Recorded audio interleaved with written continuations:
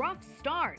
The Biden administration spars with China during bilateral meetings. What's fueling the controversy?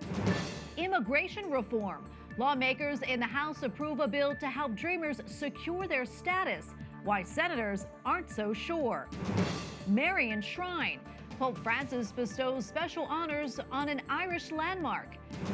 And just in time for the solemnity of St. Joseph, see the restoration of a Roman Catholic church named in his honor. On EWTN News Nightly for Friday, March 19th, 2021.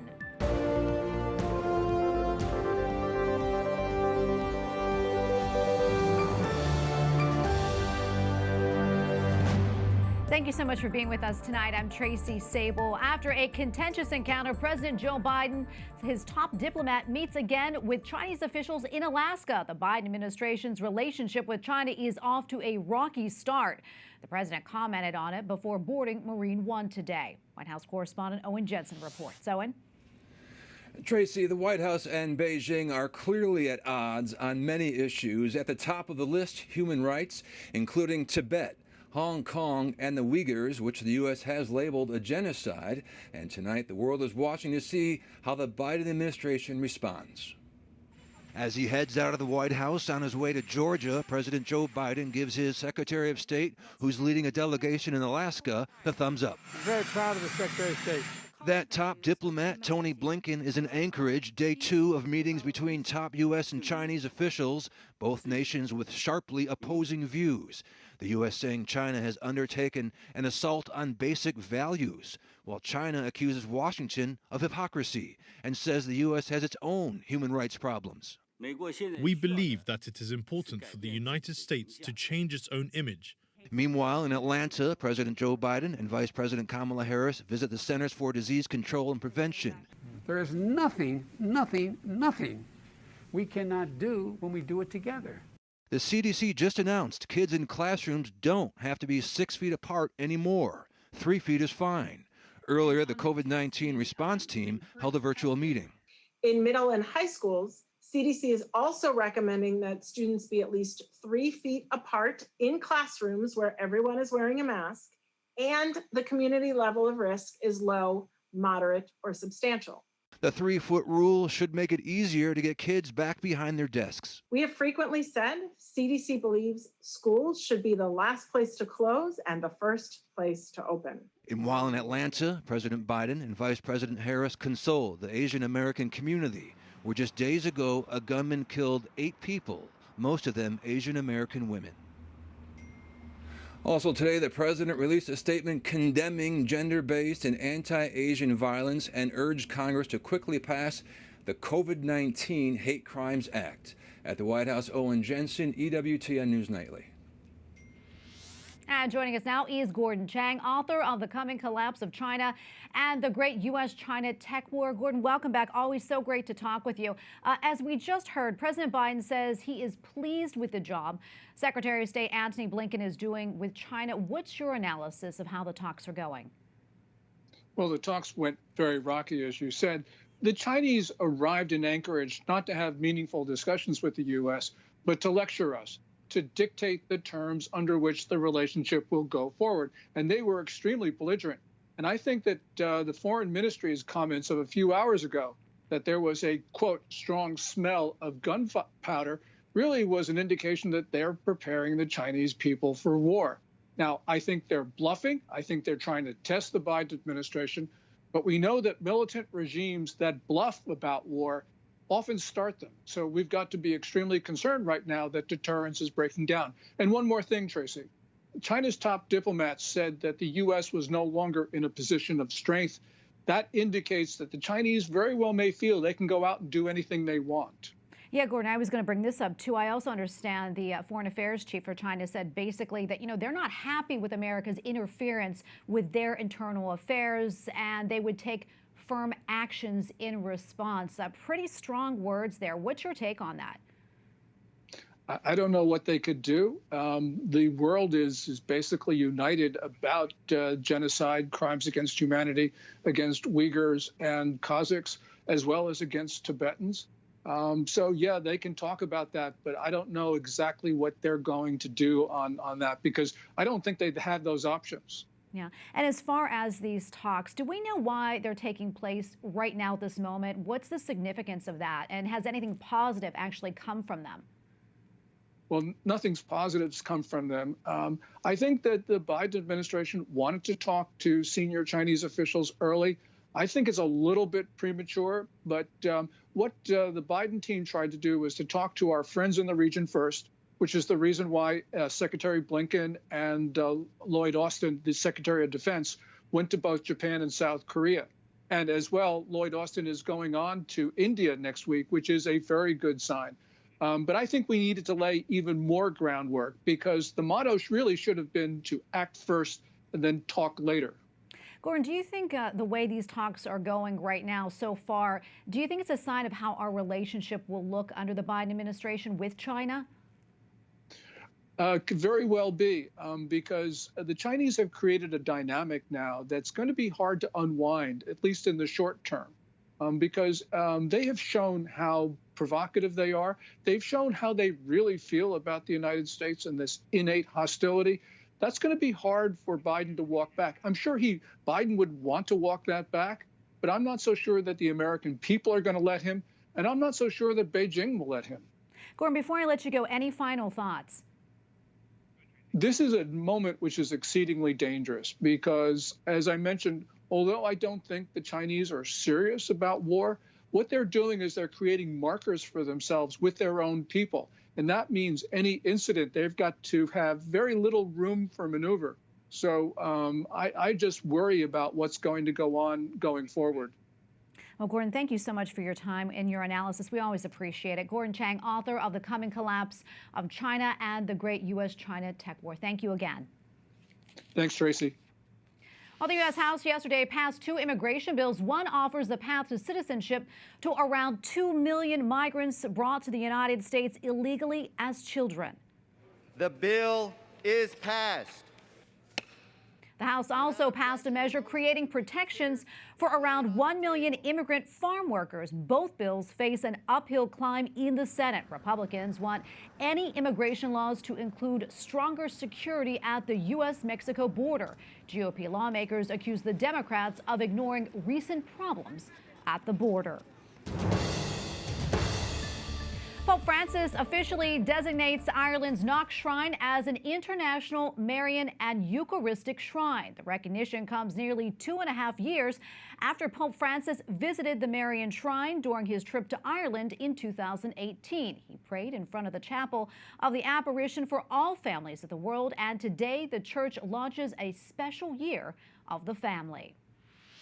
Joining us now is Tracey Harkin from EWTN Ireland. Tracy, thank you so much for joining us. Great to be with you.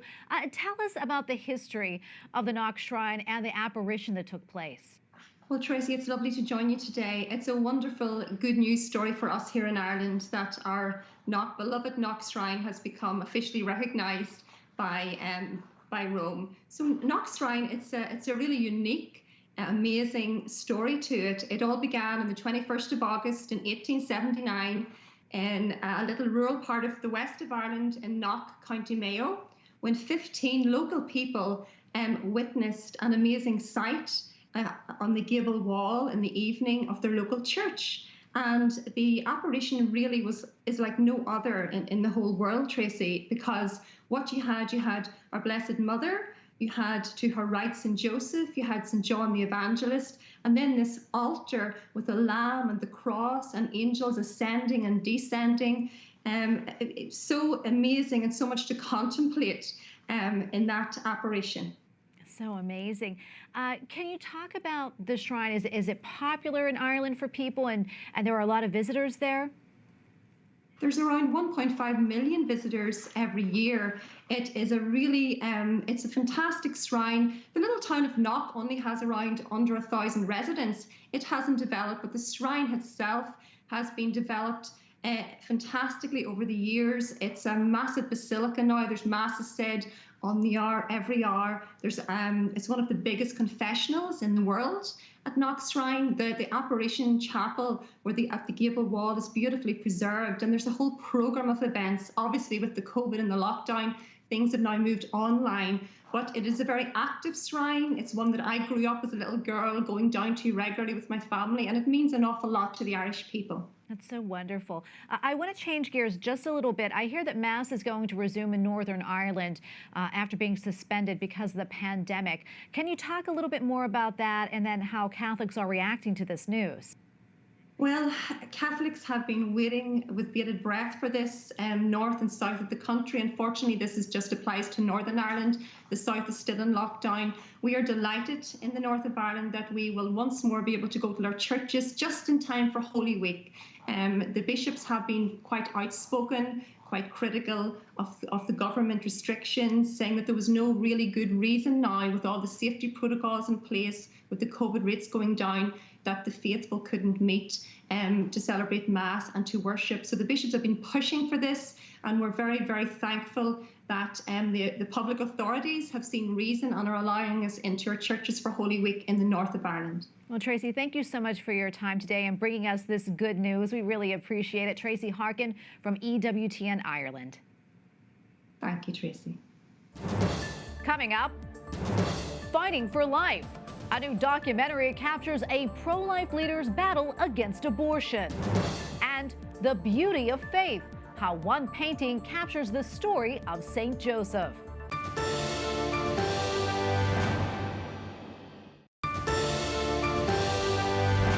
Starting next week, EWTN will air a new documentary on a nearly 3-decade-long legal battle over the freedom to speak publicly against abortion.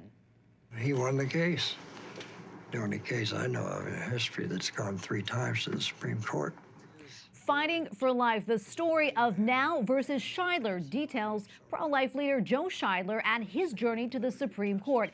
It includes interviews with Joe Scheidler, who died in January at the age of 93, and his wife Anne. Hosted by Abby Johnson, the movie airs Monday night at 6:30 p.m. For other airing times, check out our website, EWTN.com.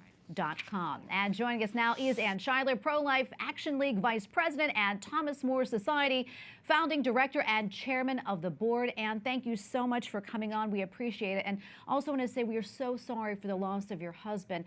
I know your late husband was called the Godfather of Pro-life Advocacy. What inspired him, and how did the two of you become involved in the pro-life movement? Well, actually, just prior to Roe v. Wade coming down from the Supreme Court in the October before that, we had gone to a rally at what was then called the Civic Center Plaza. It's Daley Plaza now in Chicago, because there was a move in Illinois to try to liberalize the abortion laws in Illinois, and it wasn't going to happen. Illinois was pro-life at the time. But we went to this rally, and we had 3 little kids at the time, and thought, well, we'll be supportive. So as we came into the plaza, someone handed Joe a life or death flyer that was put out by Jack Wilkie in Cincinnati. And the backside of that flyer had a picture of a day's work in a Canadian abortion hospital with these very, very late-term aborted babies in a garbage bag. And one of those babies, the picture looked very much like our oldest son Eric's picture as a baby. And it just really struck Joe. He was just horrified at the thought and started doing a lot of research on abortion methods, on fetal development. But we did not know that there were cases going through the courts. So when Roe v. Wade was released in January of 1973, it came as a complete shock. And we just could not believe that this was America that we lived in. I happened to be pregnant at the time, 4.5 months pregnant with our 4th baby, who turned out to be our first girl. And we just could not believe that our government no longer recognized the humanity of our baby. So that was the beginning of getting involved in trying to reverse the whole situation. Yeah, and as we know, your case went before the Supreme Court, that is 3 times. Talk to us a little bit about that experience. What was it like? And was there any point during that time when you thought, well, maybe we shouldn't go forward? No, there never was, actually. Joe got sued after he wrote a book called Closed, 99 Ways to Stop Abortion. The abortion industry evidently really felt like he was the national leader to target to try to discourage the pro-life movement. So, he did get sued by the National Organization for Women. Planned Parenthood was very much behind that lawsuit as well, even though they weren't specifically named, but they operated most of the abortion clinics. So they were clearly there. And how important is it for you to continue fighting for life, especially now? Oh, it's absolutely essential. We can never give up this fight. We had actually hoped that Roe v. Wade would be overturned in the last few years, which of course hasn't happened yet. But even if that does happen, the battle is never going to end. The abortion advocates are going to continue to push and push and push and try to make sure that abortion is never outlawed. And so we have to fight just as hard and probably harder, because every abortion, of course, ends the life of a tiny little child, and they need us. They need our advocacy. We got to be out there. Absolutely. And before I let you go, is there anything else that you'd like to share with us about the movie or your late husband?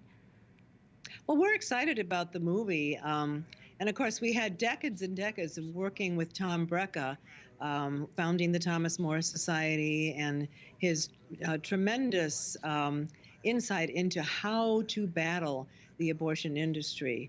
So I think this is really, it's going to be fascinating for people to see the story and hear what Tom has to say and what Joe has to say about that battle, which went on for 28 years and 3 trips to the Supreme Court. So. Yeah, it is amazing. We're really excited to see it. And thank you, Ann, for what you've done and what you continue to do, and for talking with us today. We appreciate it. Ann Scheidler, Pro-Life Action League Vice President and Thomas More Society Founding Director and Chairman of the Board. Thank you again. Thanks. Up next, 2 stories that feature the solemnity of St. Joseph. First, there's a painting we want you to see. Then, check out this church restoration. Workers breathe new life into the Church of St. Joseph the Carpenter.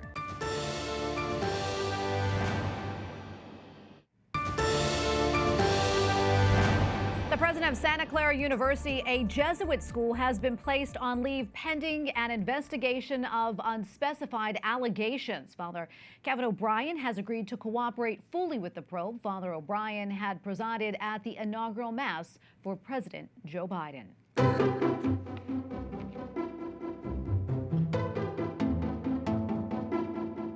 Today is the Feast of St. Joseph, and earlier I spoke with Jem Sullivan for her perspective on the life of St. Joseph as depicted in a 16th century painting. Joining us now is Jem Sullivan, author of The Beauty of Faith. Jem, welcome back. So great to see you. So tell us, what's special about today's Feast of St. Joseph? Well, good to see you too, Tracy, and thanks for having me. You know, there are 2 days in the liturgical year when the Church celebrates the virtues of St. Joseph. The first is today's feast of St. Joseph, husband of the Blessed Virgin Mary, and the second is the feast of St. Joseph the Worker on May 1st. This year, both feasts are special because we are in the year of St. Joseph, called for by Pope Francis in his apostolic letter, With a Father's Heart. And this year of St. Joseph is really an invitation to draw close to the man who was closest to Jesus and Mary, to learn from and to imitate his virtues. Jem, tell us, what do we see in this beautiful painting from the National Gallery of Art? Sure. You know, Joseph was warned in a dream to take Jesus and Mary to Egypt to escape the jealous rage of Herod. In this 16th century painting from the National Gallery of Art, the artist sets this gospel scene in a natural setting of rolling hills and winding streams and trees. The fast-moving clouds in the distance seems to accompany the Holy Family as they travel across this landscape. On the left, we see Mary, clothed in beautiful robes of red and blue, holding the infant Jesus close to her heart. They're seated on a donkey, evoking the future when Jesus will enter Jerusalem on a donkey. And on the right, we see St. Joseph with a walking stick in hand, guiding his family down the road as they flee to safety. If Joseph takes one more step, he walks right out of the painting. The artist conveys the urgency of this moment and the courageous faith of Joseph as he leads Jesus and Mary to safety in this moment of distress. And Jem, finally, before I let you go, what's your takeaway on this feast day? Sure. There are no spoken words of St. Joseph recorded in the Gospels, Tracy, and his silence is a profound lesson, for the actions of St. Joseph speak louder than any words he said. Pope Francis notes that among the many virtues of St. Joseph was his creative courage that turned problems into moments of God's grace.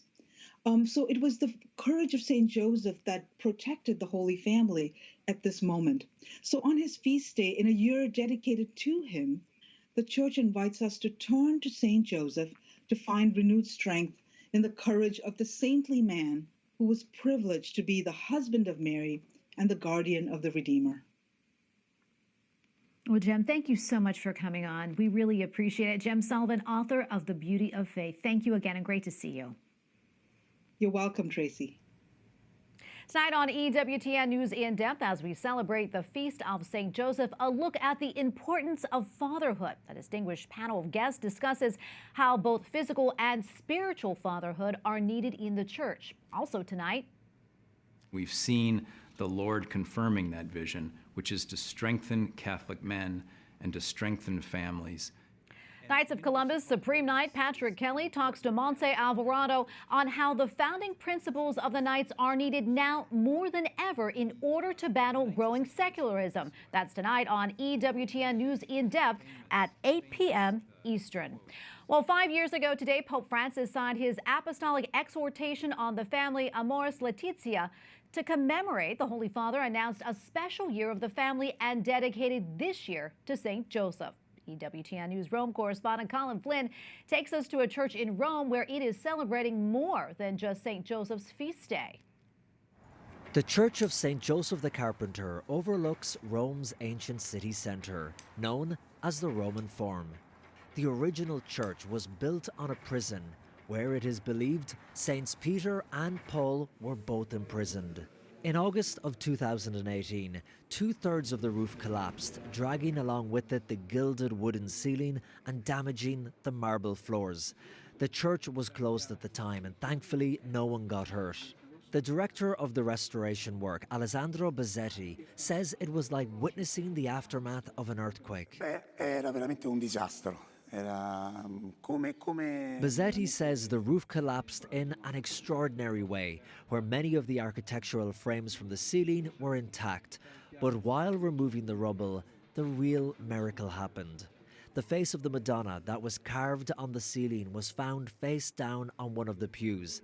Upon removing a piece of the rubble, they found baby Jesus on the ground, gazing up at his mother, the Virgin Mary. C'è stata una selezione di tutti gli elementi del cassettonato che venivano puliti in quest'aula. Bazzetti says the sacred objects were put in the hands of restoration experts and art historians, while architects started to rebuild the roof, decorative ceilings, marble floors, and interior facades. 95% of the statues were restored, and 60% of the architecture was reused. And exactly 1 year after the collapse, they blessed the new roof. And today, on the Feast of St. Joseph, it inaugurates the newly restored church in the heart of Rome. In Rome, Colin Flynn, EWTN News Nightly. Beautiful. And we thank you for watching tonight. For the entire EWTN News Nightly team, I'm Tracy Sable. Good night and God bless.